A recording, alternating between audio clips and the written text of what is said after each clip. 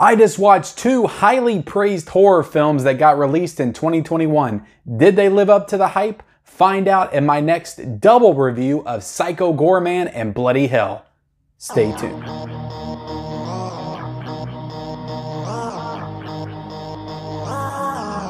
Hey everybody, and welcome back to the Mid-Level Media channel. I am Ken, and I'm here today to review some actual VOD horror movies. That is right, I'm not reviewing a disc. I'm not showing off my collection. I'm reviewing some actual new films that got released in the year of 2021, and they are two horror films. Now, both of these films have been getting an incredible amount of hype over the past month or so.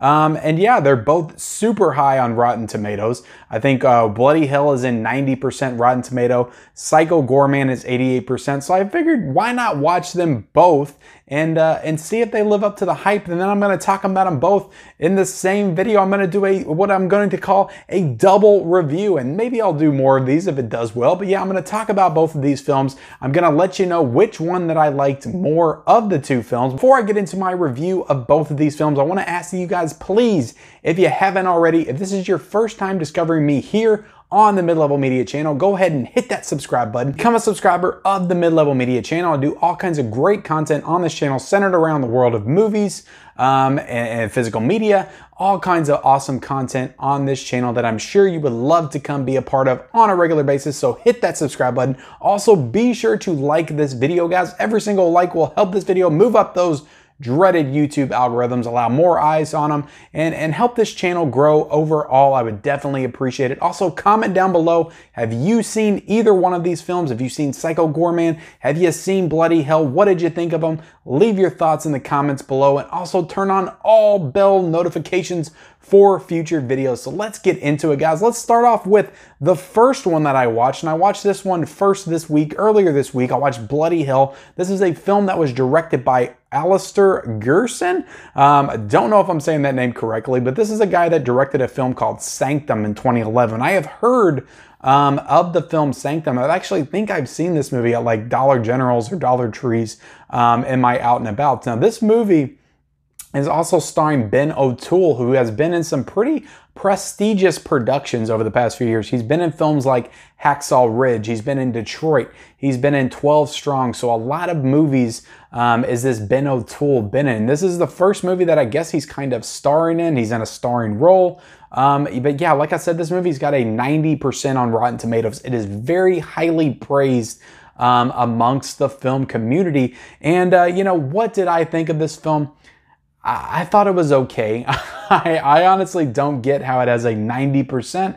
I thought overall, like, I had fun with certain aspects of it, but the movie itself drags way too long in the middle. There's like 45 to 50 minutes of this movie where literally almost nothing happens except for some kind of back and forth interactions between him as he's like hanging in the cell in the basement and the girl that's like trying to help him out that lives there. This movie I would kind of describe as like a cross between Texas Chainsaw and the only movie I could think of off the top of my head is Crank, the movie starring Jason Statham, and this guy that's in this role feels like he's a Jason Statham type character from this movie. So it's like real frantic. The edits and the cuts are really like frantic, in particular in the beginning during that bank robbery scene. And then he goes to Finland, and then he gets captured by this Finnish family. And that's when it kind of turns into the Texas Chainsaw type of movie where they're holding him captive. It's like a family. There's a daughter, there's her son, there's the dad, and they're all kind of basically supporting the unhealthy eating habits of their kind of deformed, monstrous son, which is kind of like the Leatherface character in this movie.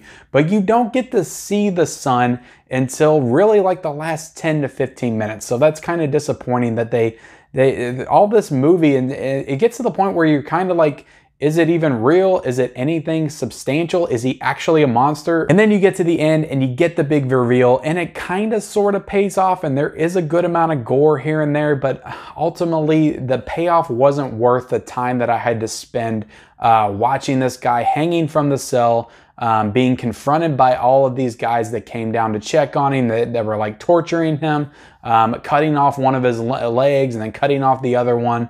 And, you know, another wrinkle in this movie is the fact that he has like a split personality. Like he's seeing an alternate version of himself, like in his imagination. And so he's like talking to himself. So the actor actually does a pretty good job in this role because he has to play two different parts and he's like communicating with himself. And I always think that when you have to do that as an actor, that has to be a pretty difficult thing to pull off and make it seem believable. And he does a good job of pulling off that kind of dual personality thing that they have going on within the film. But the story itself is okay. You know, I didn't really buy into the relationship between him and that girl. And I mean, the direction is kind of just all over the map. Like I said, it's real fast and frantic, and the editing's like real choppy and stuff in the beginning, and then it kind of slows way down in the middle, and it's like just real slow and plotting, and the pacing it just feels off in the middle. I don't know, it's just weird, and then it gets real fast and frantic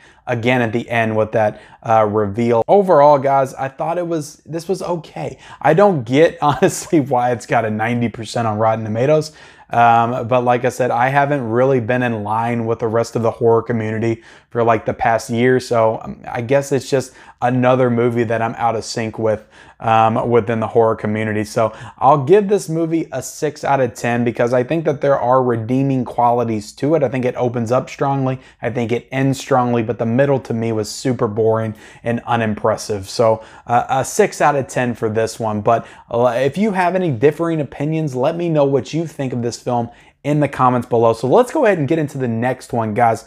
And that is Psycho Goreman. Now, this one I would say has got a little bit more notoriety than Bloody Hell. I feel like Bloody Hell's a little bit under the radar. Psycho Goreman is really starting to take off within the horror community and just the film community as a whole. I've seen several people already review this, give this a high mark. This movie has an 88% on Rotten Tomato. And while I did enjoy this film quite a bit more than Bloody Hell, this is another one that I don't really understand how it has that high of a Rotten Tomato score. I can't believe it must be all genre fans that are reviewing this film. I guess like the prestigious critics are staying the hell away from Psycho Goreman.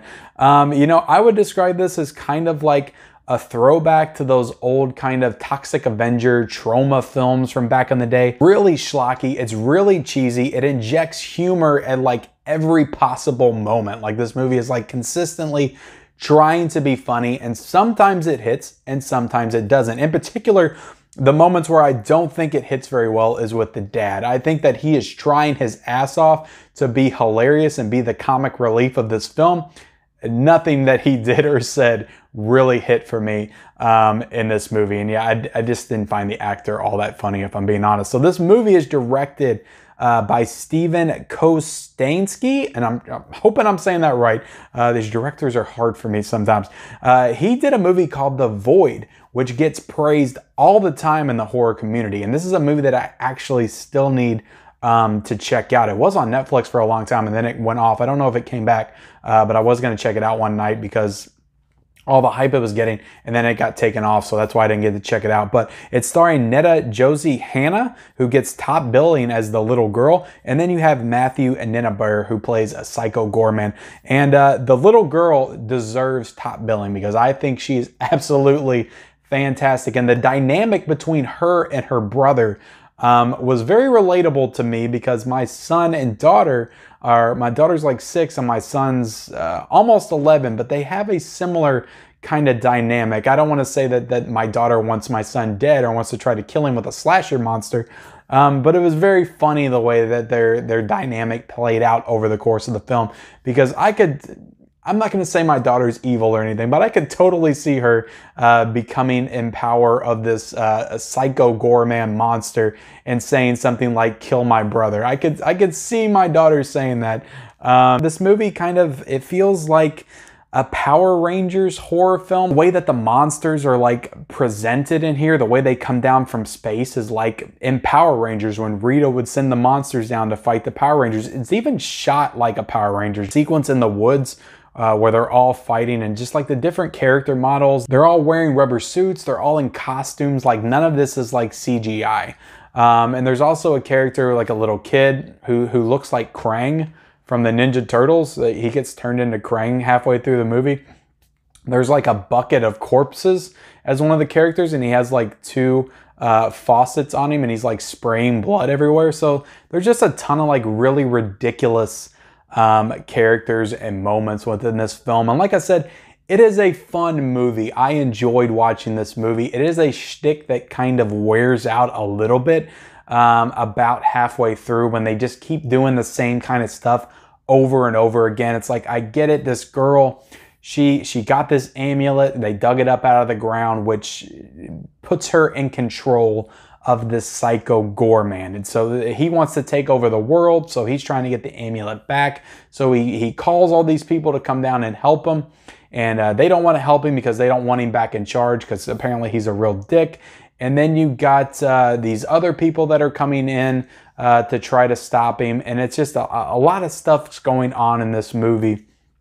But you have this kind of relationship developing between Psycho Goreman and the girl, which I think is very nicely done. And I think both of the performances in this film are really enjoyable. I mean, overall, like I said, I enjoyed this movie. I don't see how it's got an 88% on Rotten Tomatoes. I guess the only reason it should is because this is like only genre horror fans are reviewing this film. That is like literally the only reason it would have that score. But I guess, you know, I'm giving it a positive review. So I don't know. Like I said, I'll give this movie a 7.5 out of 10. Like I said, it's not like it's not like super smart in the way it presents everything. Like, it is a horror comedy, but I don't think it's like bringing anything incredibly innovative or new to the horror comedy genre. It's not, like, to be honest, it's just like a throwback to those old kind of 80s trauma, Toxic Avenger type films. And it's got that Power Rangers flavor in there as well. And it's got some good gore in it. There's some good gore sequences, in particular in the beginning when he first arrives.